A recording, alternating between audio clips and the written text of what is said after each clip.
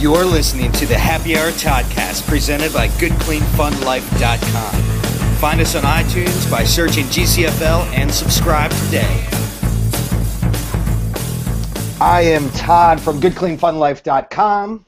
I'm Tony Rousseau, no relation. We got all sorts of good stuff for you tonight.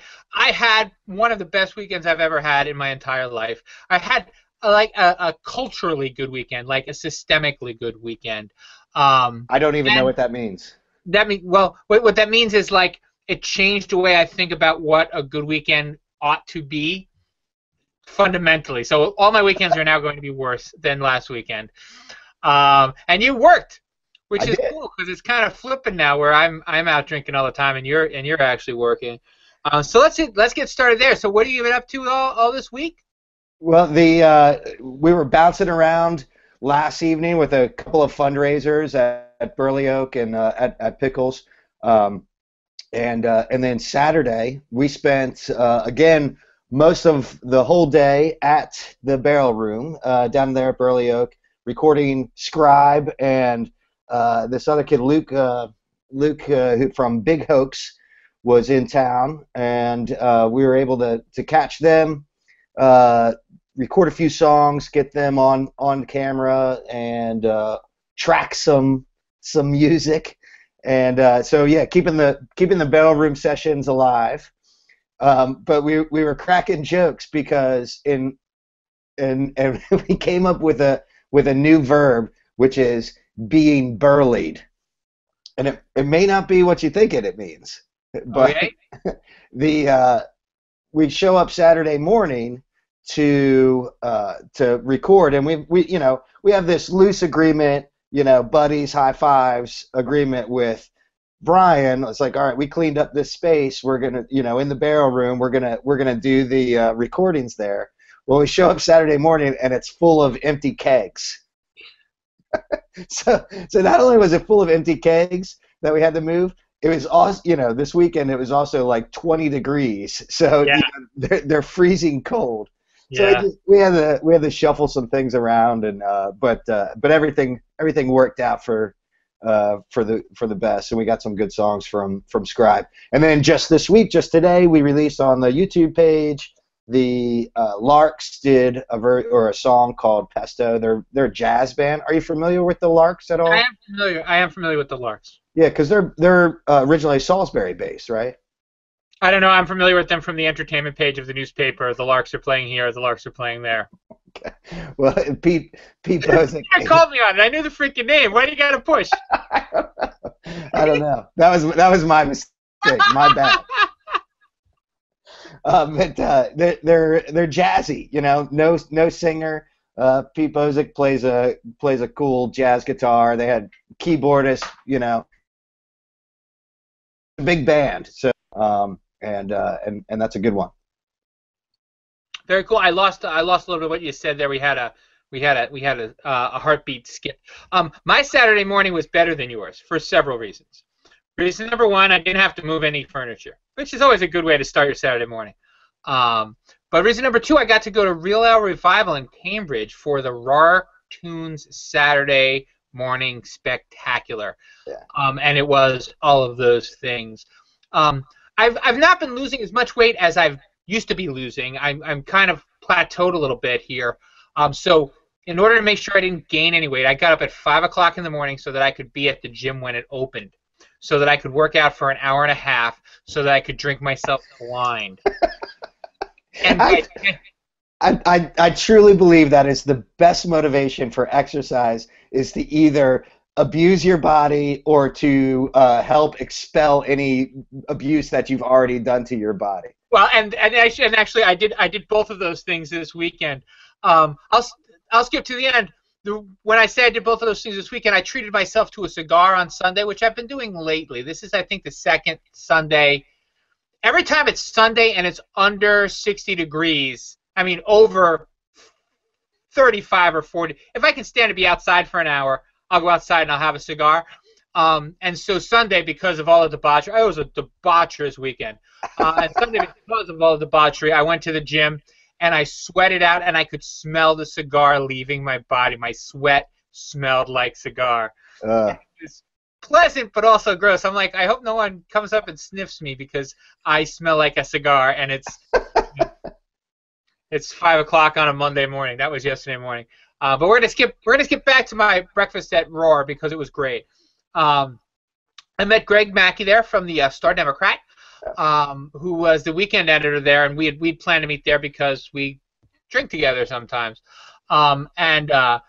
They had 125 people. They had 125 glasses that they ordered. You got a glass with your first pint, and the glass had alphabets on it. It was very cool. And they were making breakfast and selling beer.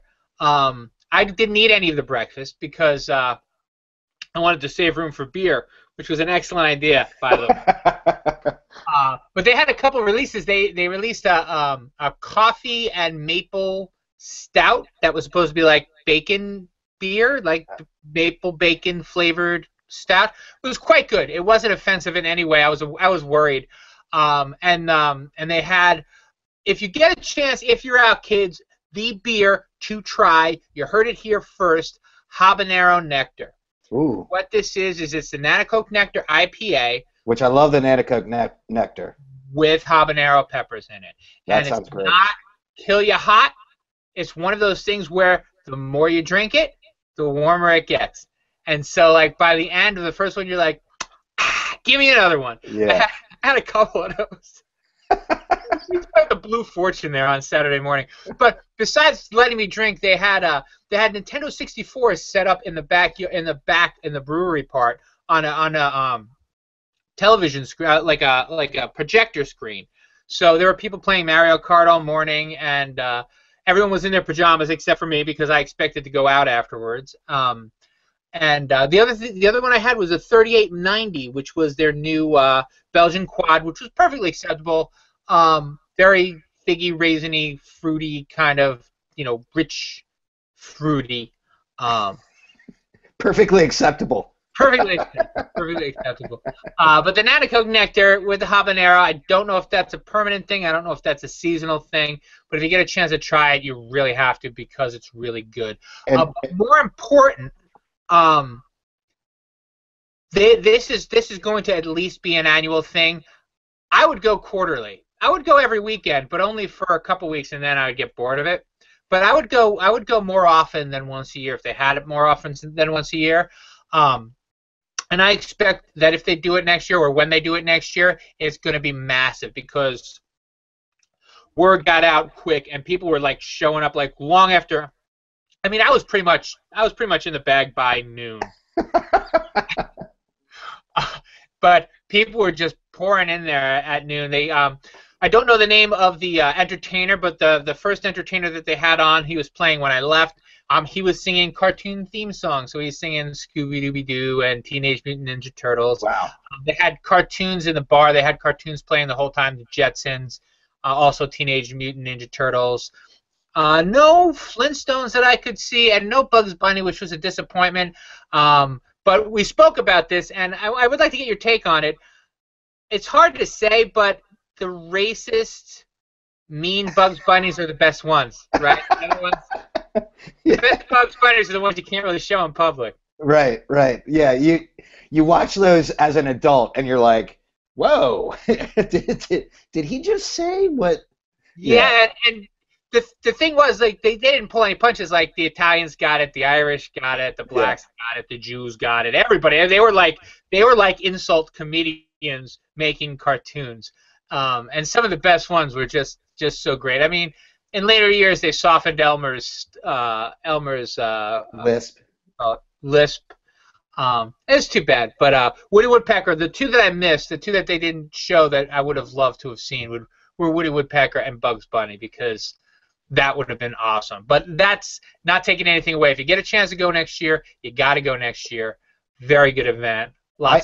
I agree that that could probably be well attended on a quarterly basis. I know we knew about it. We wanted to go with filming and the schedule. We weren't able to make it up there, but that would be something that we would definitely work around next time. And if you do it in the spring and they got the roll up doors open, it could be it could be even more fun. I mean, Yeah. there's nothing better than getting a bunch of people together and start drinking at 8 a.m. It was so it was 9. No, I didn't get there till 9:30.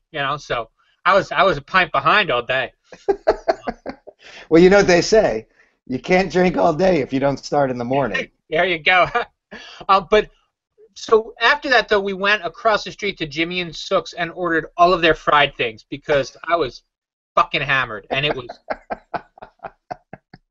was 1 p.m. I was hammered.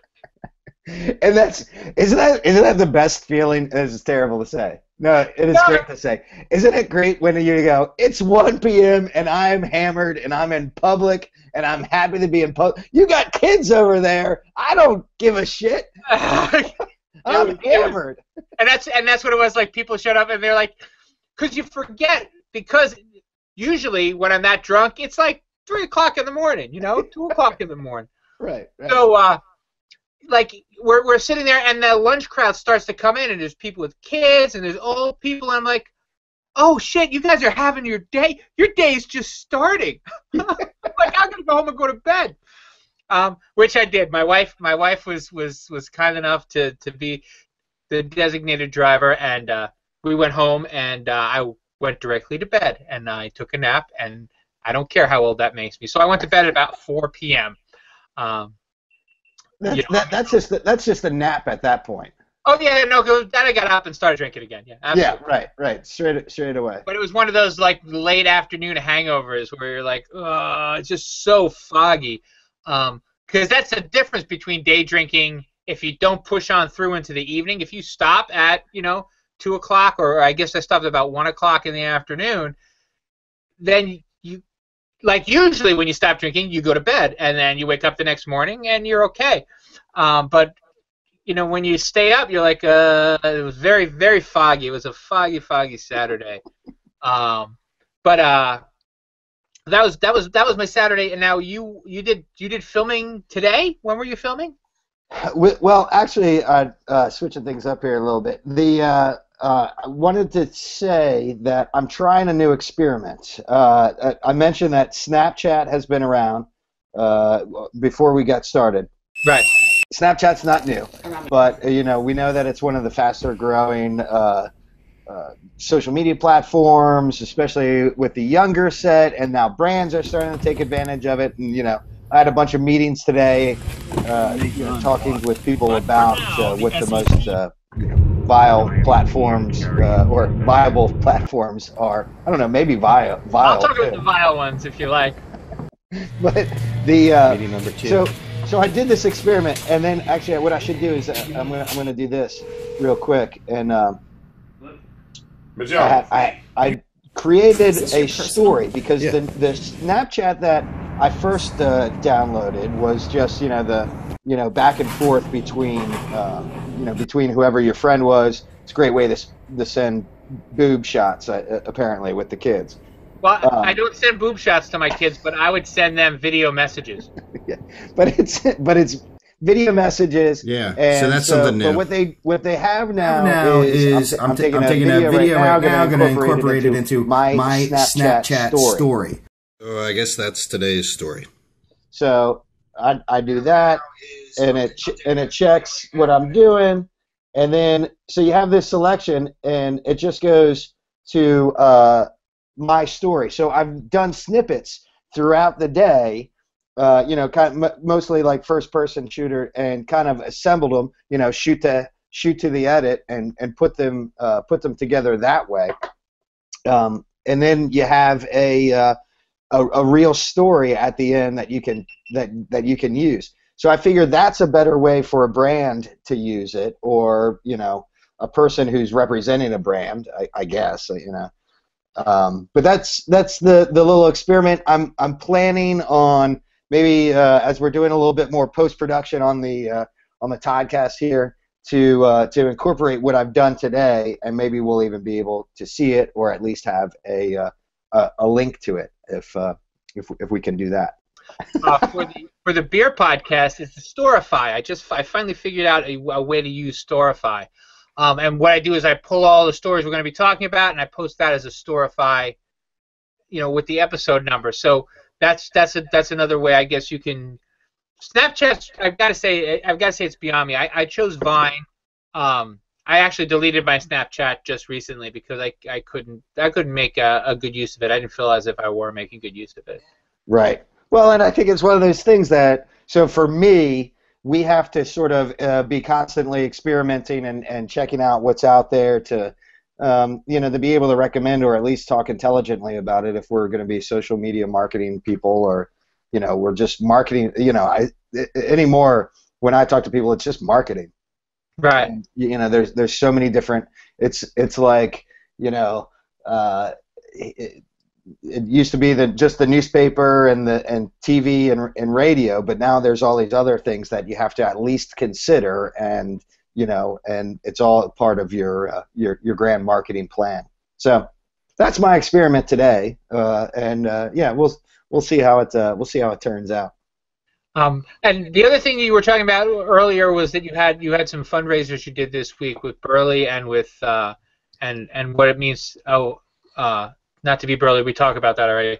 But the fundraisers you did this week, you did two? Yeah. Well, actually, it was at Burley, but OSHA 98 was guest bartending. They were raising money for their college fund, the Mondays at Burley Oak that they do every week. And it's great, actually, because we're maybe going to be launching into something. I can talk about this because it's pretty loosey-goosey. But we may be launching into a little production for the resort video guide, providing content, and the radio station folks being the subject of that content. So yeah, I was out there filming those guys, slinging beers and that sort of thing. We put together a nice little opener, and it's fun because, talking to Bulldog, he talks about how, I want to have an opener for our show that looks something like what Anthony Bourdain has. And of course, my family's huge Anthony Bourdain fans. We've seen every iteration of his show. We actually, appreciate the production team that he has and all that sort of thing. And then Bulldog actually knows Anthony Bourdain from way back in the day and has worked with him, and it's pretty, buddy with him. So it was real easy to come to grips or come to a common understanding of what we were looking for there. Put together a nice little opener, and then that was yesterday on the early side, and then we went down to Pickles, and we submitted a painted statue for the Believe in Tomorrow Foundation of Jack Daniels. So Jack Daniels was a sponsored event. You buy this little 3-foot statue, right? And you paint it however you want. And you paint his toe red? No, is that why would I do that? Is that part of the lore? Yeah, isn't that how he died? I don't know. Oh, I should know that, right? Is that disappointing that I don't know that? Yeah, it's weird. I felt like you were the one who told me that, but someone told me this, and I looked it up, and I would ask. I'm telling a story. This is a story. If you don't like it, you can send me the link. Send us the link that says that it's not true. But my favorite story is Jack Daniels got mad at his safe, and he kicked his safe, broke his toe, got gangrene, died from it. Wow. And that's one to grow on. Don't kick your safe. I thought you told me that story. Someone reliable, someone who I would figure would know told me that story. So I don't know. It feels true. I like that story. I like it enough that I don't even care whether. I hope it's true. There he's going to be dead by now anyway. It's not like, it's not like he died last year. Well, you could just keep telling it, and until someone tells you not to tell it. So. Well, that's what I was. That's what I was just doing. Yes, absolutely. But we did a statue, and a bunch of businesses in town entered, and did some creative stuff. We just painted a Maryland flag on him. We did the Art Nouveau sort of take on it, and just made it the good, clean, fun colors, a little pink, a little purple, and set it up like that. So And apparently, although we left early, we came in second in the voting, and I think there's bids on it. So I don't know. Somebody might actually have that in their office or home or something like that. So that's horrifying. Next year you have to do a very good one and then like put like a camera inside the eyes. Spy on strangers. I don't know why anyone hasn't done that already. I don't know why I didn't think of that. So let's real quick. I also got out to Third Friday this week, which is something I'm going to be doing from now on, so I can give you a Third Friday type report. Had an absolute blast. Made it to the brick room finally. Oh, nice.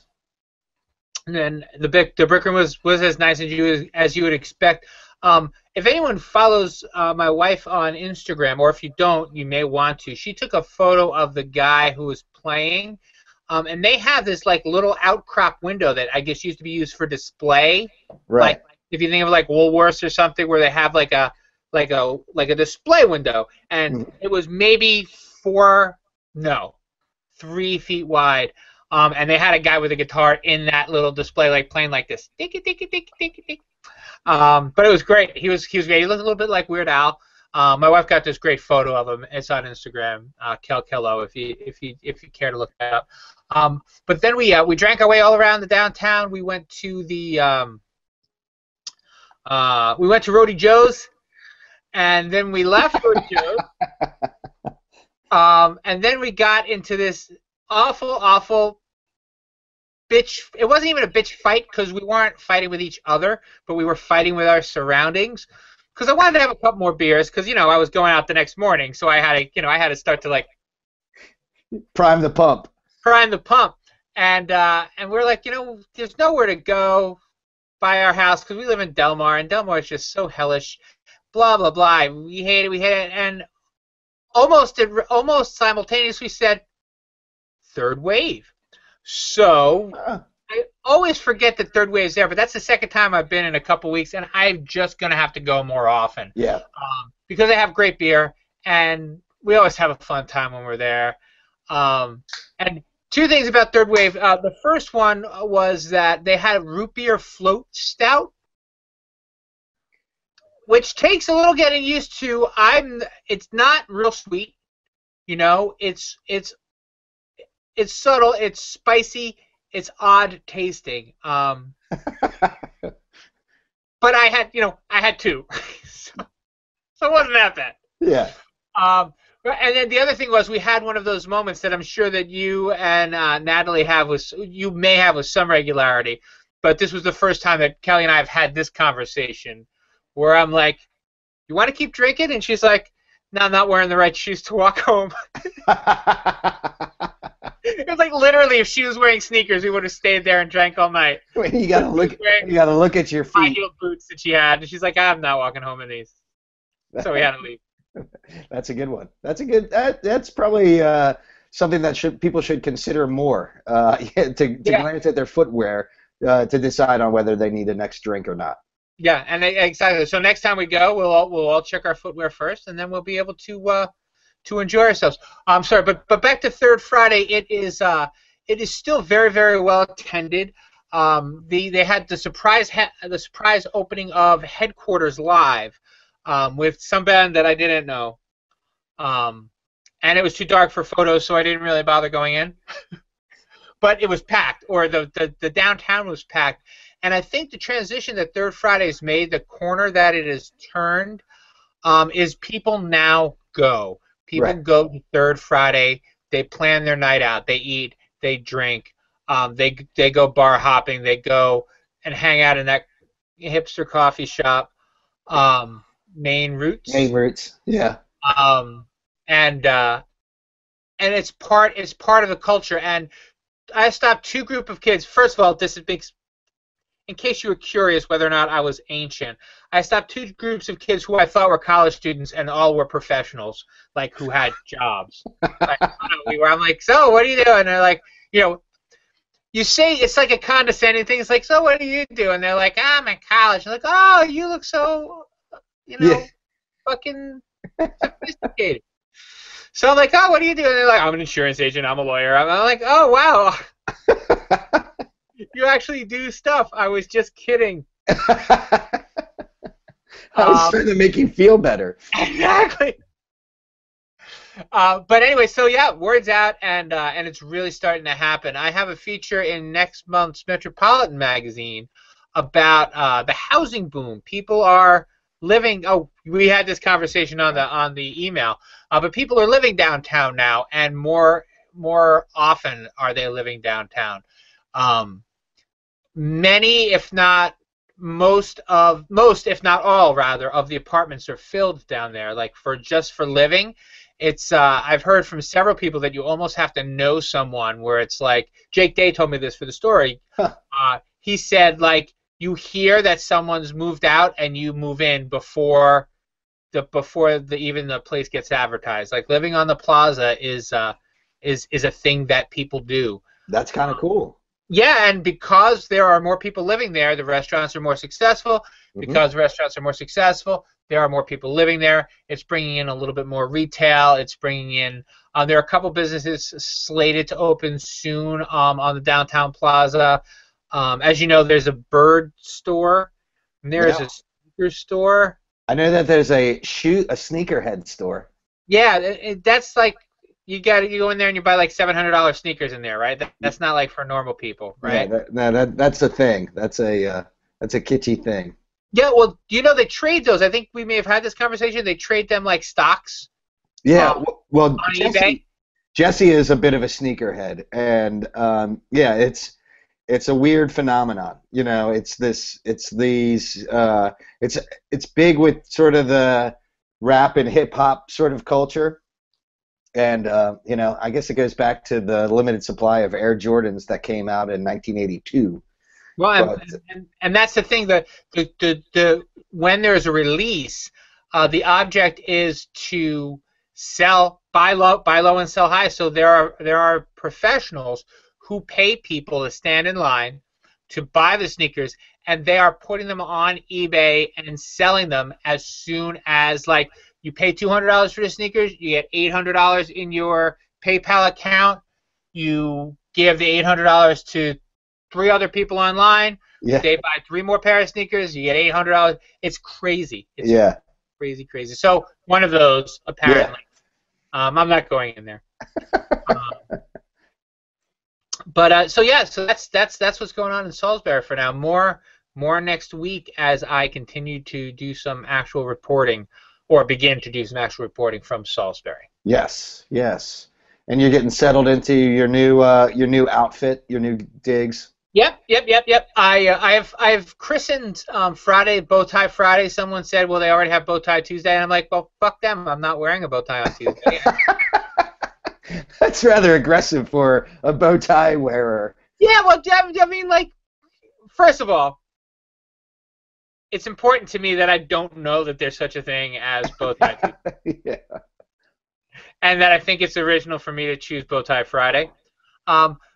But second of all, I meant bow tie Friday for me. I don't care if you wear a bow tie on Friday, but the bow tie Tuesday people apparently care whether or not you wear a bow tie on Tuesday.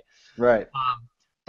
So that's my new, and my cufflink shirts. I have now 3 nice shirts with cufflinks. So I'm trying to go all cufflinks all the time. I gotta drop a couple more, 80 more, and then I'll be all cufflinks all the time because I've just developed a taste for them. That's good. You got cufflinks, bow ties, and swizzle sticks. Yep, and suspenders. I'm just looking for buttons to sew in my pants because I like the button kind, not the clippy kind. Because the clippy kind, no offense intended, lots of people wear them. They're all good people. They feel a little chintzy to me. Yeah, you're right. To me. You wear them. I don't judge you. You don't judge me. I'm glad you clarified that. Yeah. Actually, one of the things that we missed on Saturday was the 20s party for the Bee's Knees bottle release that they did at Burley Oak, and a lot of people were wearing suspenders and bow ties and newsboys. So that was I love a good dress up party for sure. Yeah, of course you do. Of course you do. And I guess, is that getting ready to get started? You got theme parties coming up. Do they start in March? Do they start in? No, no, they don't start till the summer season is in under full swing. The first one is probably the second week in June. So, but hopefully, we've been kicking around, meeting with or talking with the Mackey's friends and family for throughout the off season. So hopefully we'll keep that going as well. Very cool. And what's coming up this week? Anything anybody can't miss, must miss, gotta miss? It's not open to the public, but I'm pretty excited about it. This Saturday is the annual Dogfish Head Hootenanny party. So this is like, I think they forego like the Christmas party. This is more like the corporate. The brewery comes down. They hold it at the Starbird, so we go and we film. But it's all Prohibition themed because maybe this week is some anniversary of when it ended or something like that. So they have a big no December 5th Prohibition Field, and it's sometime in April 13th, April 7th they start releasing near beer. That's 1931. So 41, 51, 61, 71, 81, 91, 2001, 2011, 12, 13, 14, 15. Now it's 84 years now. Well, they do it every year, but it's to celebrate the end of Prohibition. And I think that they just do it at the end of January. Maybe it's an arbitrary date, but to stay away from like the holidays and that. Yeah, because it's December 5th, and you can't do it December 5th, and you can't do it in April. It's really like April 13th or something. It's like tax time. So. Right. So that was cool. We did it last year. We'll do it again this year. Everybody dresses up again. We'll interview Sam. I'll ask him if he's read the new book, Beer on the Eastern Shore. And it'll be a good time for sure. Very cool. Well, let's get ready to wrap it up. We'll talk about this off air, and then we'll announce it on air next time. Okay. So I got nothing else. How about you? I got nothing. All right. Well, may Todd give you the sense to live in a small town. We'll see you next week at Happy Hour. Cheers.